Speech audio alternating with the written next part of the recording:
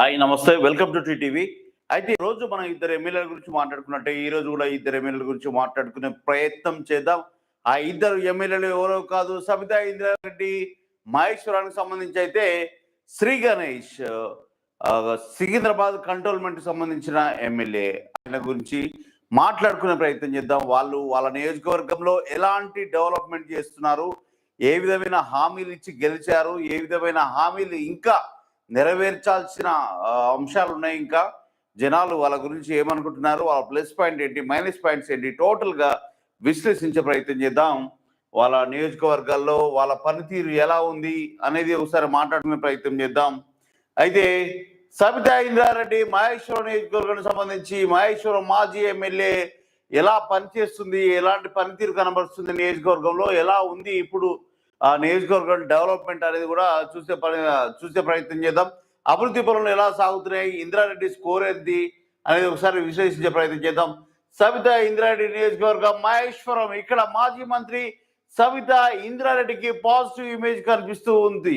అయితే 2023 అసెంబ్లీ ఎన్నికల్లో ఇక్కడ బీఆర్ఎస్ నుంచి సబితా ఇంద్రారెడ్డి పోటీ చేయగా, బీజేపీ నుంచి అందర శ్రీరాములు యాదవ్, కాంగ్రెస్ నుంచి కిచ్చెన్న గారి లక్ష్మారెడ్డి పోటీ చేశారు. ఆ ఎన్నికల్లో సబితా ఇంద్రారెడ్డికి 40.99% ఓట్ షేరింగ్ వచ్చింది. మొత్తం 26,187 ఓట్ల మెజార్టీతో సబితా ఇంద్రారెడ్డి గెలిచింది.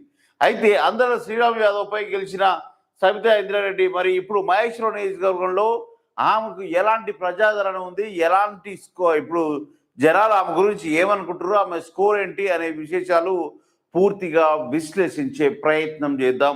అయితే ఇప్పుడు ఆమె నియోజకవర్గంలో ఆమెకున్న ప్లస్ పాయింట్స్ ఏంటి, ఆమె ఎలాంటి పనులు చేస్తుంది అనేది కూడా చూసుకునే ప్రయత్నం చేద్దాం. మైనస్ పాయింట్స్ కూడా ఎలా ఉన్నాయి, ఏ విధంగా జనాలు ఇంకా డిమాండ్స్ ఏం కోరుకుంటారు, ఇంకా నెరవేర్చాల్సిన డిమాండ్స్ ఏమున్నాయి అనేది కూడా మనం మాట్లాడే ప్రయత్నం అయితే చేద్దాం. టోటల్గా ప్లస్ పాయింట్ చూసుకున్నట్లయితే సెగ్మెంట్లో పాజిటివ్ ఇమేజ్ కనిపిస్తుంది, కంటిన్యూ చేస్తుంది ఆమె. ప్రజలతో కలుపుకొలుపుతనం, జనం సమస్యలకు పరిష్కారం చూపడం, సిఎంఆర్ఎఫ్ కళ్యాణ లక్ష్మి చెక్కులు పంపిణీ చేయడం, సెగ్మెంట్ అంతటా సీసీ రోడ్ల నిర్మాణం, 10 బస్తీ 8 అర్బన్ హాస్పిటల్ ఏర్పాటు, బాగానే ఉంది. 4 ఇంటిగ్రేటెడ్ మార్కెట్ల నిర్మాణం పూర్తి, బడంగపేటలో కమ్యూనిటీ హాల్ నిర్మాణం, 28 కోట్లతో తాగునీటి సౌకర్యం, మీర్పేట కార్పొరేషన్ అభివృద్ధి, సబితా ఇంద్రారెడ్డికి సపోర్ట్గా క్యాడర్. ఇవి ఆమె ప్లస్ పాయింట్గా కనిపిస్తున్నాయి. అయితే ఆమె అందరు చేసే ఎమ్మెల్యేలు ఏమేం చేస్తుంది, కొత్తగా ఏం లేదు. మా అంటే హాస్పిటల్కి 4 ఇంటిగ్రేటెడ్ మార్కెట్లు నిర్మాణం చేసినట్టుంది. ఎన్ని సంవత్సరాలలో 10 బస్తీ 8 అర్బన్ హాస్పిటల్ ఏర్పాటు. కొంచెం మిగతా నియోజకవర్గాలు చూసుకుంటే ఈ నియోజకవర్గంలో కొంత మేరకు నయమే అనుకోవాలి. ఎందుకంటే 2 సార్లు మంత్రి చేసినామే, ఆ మాత్రం చేయకపోతే ఎట్లా. ఇక మైనస్ పాయింట్ చూసుకున్నట్లయితే 100 బెడ్ల హాస్పిటల్ చెప్పి 30 బెడ్ల హాస్పిటల్, ఇది కథ ఇప్పుడే చెప్పుకున్నాం. హాస్పిటల్ మంచిగా వేసింది అనుకుంటా. మైనస్ పాయింట్స్ కూడా ఉన్నాయి అందులో. 100 పేరు చెప్పి 100 బెడ్స్ అని చెప్పి 30 బెడ్సే చేసిందంట అమ్మగారు. మాట ఇచ్చి తప్పుకుంది. ఓకే, గతంలో అంటే ఈమె తప్పిదం ఉండదు, అక్కడ గవర్నమెంట్కి సంబంధించి శాంక్షన్ అయ్యేది అంతే ఉండొచ్చు, మేబీ అంతే చేయొచ్చు. ఆమె పొరపాటే ఉంటుంది పాపం. ఓకే, గతంలో శిలాఫలకాలు మంత్రిగా నిలిచిపోయాయన్న వాదన, కుల సంఘాలకు ఇచ్చిన హామీలు ఏమయ్యాయని వాళ్ళు అడుగుతున్నారు. ఇల్లు లేని వారికి 75 గజాలు ఇస్తారన్న మాట ఏమైంది అని అడుగుతున్నారు. సెగ్మెంట్లో క్రీడా మైదానాలు ఏవి, పాలిటెక్నిక్ కాలేజ్ పూర్తి చేయకపోవడం, అంబేద్కర్ భవన శిలాఫలకానికే పరిమితం, ఇవి మైనస్ పాయింట్. అంటే అంబేద్కర్ భవనానికి అంబేద్కరిజానికి కొంచెం దూరంగానే ఉన్నట్టుగా అనిపిస్తుంది. పాలిటెక్నిక్ కాలేజ్ కూడా పూర్తి చేయలేకపోవడం ఇవి మైనస్ పాయింట్. అయితే మంత్రిగా చేసి కూడా పాలిటెక్నిక్ కాలేజ్ కంప్లీట్ చేయకపోయిందమ్మా. సెగ్మెంట్లో క్రీడా మైదానాలు ఏవి, ఓకే అవి కూడా లేవట. ఇక జనాలు ఈమె గురించి ఏమనుకుంటారో ఒకసారి చూసుకుంటే, సబ్ రిజిస్టార్ కొత్త ఆఫీస్ కట్టాలి. ఇంకా సబ్ రిజిస్టార్ ఆఫీస్ కానీ ఉందా వ్యవహారం, అంటే పాత ఆఫీస్ ఉందేమో, కొత్తది కట్టాలేమో. Okay, TGPA junction Manneguda road విస్తరించాలి, ట్రాఫిక్ సమస్యలు తీర్చాలి. అబ్బా, ఏమో తక్కువ వచ్చింది, జనం కోరుకునేవి ఇంత తక్కువ ఇచ్చిందండి, ఏదో జిమ్మిక్ అయిపోయింది. ఓకే, ఆమె అనుకూలత చూసుకున్నట్టయితే 40%, వ్యతిరేకత చూసుకున్నట్లయితే 32%, తటస్థంగా 19% ఉంది. అనుకూలత ఎక్కువ ఉంది, దాంతోపాటు వ్యతిరేకత తటస్థం కూడా ఎక్కువనే ఉంది. సో అమ్మగారికి నెక్స్ట్ టైం విజయం చాలా కష్టంగానే రావచ్చు. ఎందుకంటే టర్మ్ టు టర్మ్ అన్ని టర్మ్‌లు గెలుచుకుంటూ వస్తుంది. వాళ్ళ ఆయన ఉన్న కాడ్నుంచి కూడా బానే గెలుచుకుంటూ వస్తుంది. వైఎస్ రాజశేఖర రెడ్డి నుంచి కేసీఆర్ నుంచి ఇప్పటి వరకు కూడా గెలుచుకుంటూ వస్తూనే ఉంది. అయినా గానీ ఇంకా గెలిపిస్తారంటే జనాలకి ఇక మారరిక. అదే నియోజకవర్గం, అదే ఎమ్మెల్యేలు, అవే కథ, అదే ముచ్చటైతే పాత చింతకాయ పచ్చడే. ఇక కొత్త చింతకాయ పచ్చడి ఎప్పుడు ఇక మిగతా సామాజిక వర్గాలకు ఎప్పుడు న్యాయం కలుగుతది? ఒక 40 సంవత్సరాలు, 30 సంవత్సరాలు వీళ్ళే అధికారంలో ఉంటే ఎమ్మెల్యేగా ఈళ్ళే కొనసాగితే మిగతా సామాజిక వర్గానికి ఎప్పుడు న్యాయం జరుగుతది? వీళ్ళ దగ్గర డబ్బుంది, పంచిపెడుతుర్రు, గెలుస్తుర్రు. మిగతా వాళ్ళకి ఏడ న్యాయం కలుగుతది? రిజర్వేషన్ ప్రకారం వాళ్ళు పోటీ చేసుకొని, వాళ్ళు స్వచ్ఛందంగా ఓట్లు వేసుకొని ఇట్లా మందు, డబ్బు వీటికి ఏది లొంగకుండా గెలిచే సీను ఈ రెడ్డి కానీ, నాయుళ్ళకి కానీ, మిగతా అగ్రకుల నాయకులకు ఎవరికైనా ఉంటే రావచ్చు, దమ్ముంటే కానీ అంత లేదు. వీళ్ళు ఓట్లని డబ్బులతో కొనుక్కొని గెలిచే రాజకీయం చేస్తున్నారు ఎక్కడైనా.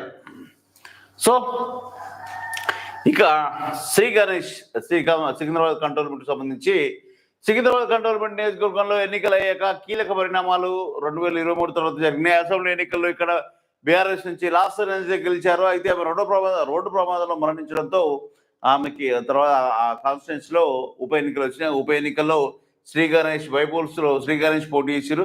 శ్రీ గణేష్ బీజేపీ నుంచి తిలక్ పోటీ చేయగా బీఆర్ఎస్ నుంచి నివేదిత సాయన్న పోటీ చేశారు.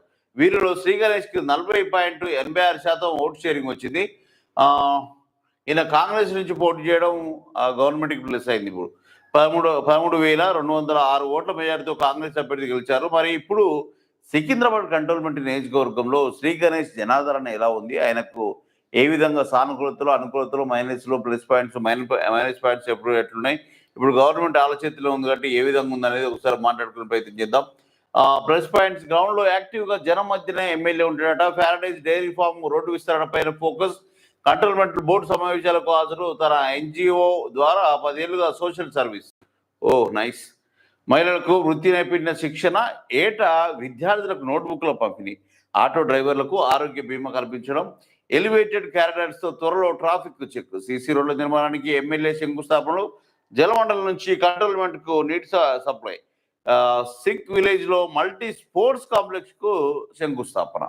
ఇవి శ్రీ గణేష్ యొక్క ప్లస్ పాయింట్స్. అయితే మైనస్ పాయింట్స్ వస్తే కాంగ్రెస్ సీనియర్ నేతలకు సరైన ప్రాధాన్యత లేకపోవడం, ఓకే, జిహెచ్ఎంసీ కంటే అదనపు పనులు ఉండడం, చుట్టూ ఉన్న వారిలో అసంతృప్తి ఉండడం. ఇటీవల పార్టీలో చేరిన వారికి ఎక్కువ ప్రాధాన్యత, ఎమ్మెల్యేల చుట్టూ కోటరీ ఏర్పడిందన్న అభిప్రాయం. ఎమ్మెల్యే పేరు చెప్పుకొని కొందరు పైరవీలు చేస్తారని అభిప్రాయం ఉంది. ఇక్కడ డివిజన్కు ఒక మల్టీపర్పస్ ఫంక్షన్ హాల్ ఏది అనేది మైనస్ పాయింట్. అధికారుల నుంచి సరైన సహకారం లేదన్న వాదన. స్లమ్స్ లో ఆవిష్కృతంగా అపరిశుభ్రంగా డ్రైనేజీ సమస్యలు. ఓకే, ఇది ఆయన కంటోన్మెంట్కి సంబంధించి ప్లస్ అండ్ మైనస్ పాయింట్స్. అయితే ఇక జనం కోరుకుంటుంది ఏందో ఒకసారి చూద్దాం. కంటోన్మెంట్ నుంచి జిహెచ్ఎంసీలో విలీనం చేయాలి. కంటోన్మెంట్ని జిహెచ్ఎంసీలో విలీనం చేయాలి. 2 అంతస్తుల కంటే ఎక్కువ ఎత్తు కట్టుకోలేని పరిస్థితి. ఓకే, అదనపు పనులతో ఇబ్బందులు, తాగునీరు రెగ్యులర్గా అందించాలి. గాంధీ కమ్యూనిటీ హాల్ను పరిశీలించాలి. గాంధీ హాల్ దగ్గర దుర్వాసన తొలగించాలి. ఆర్మీ ఏరియాలో మూసేసిన రోడ్లు తెరవాలి.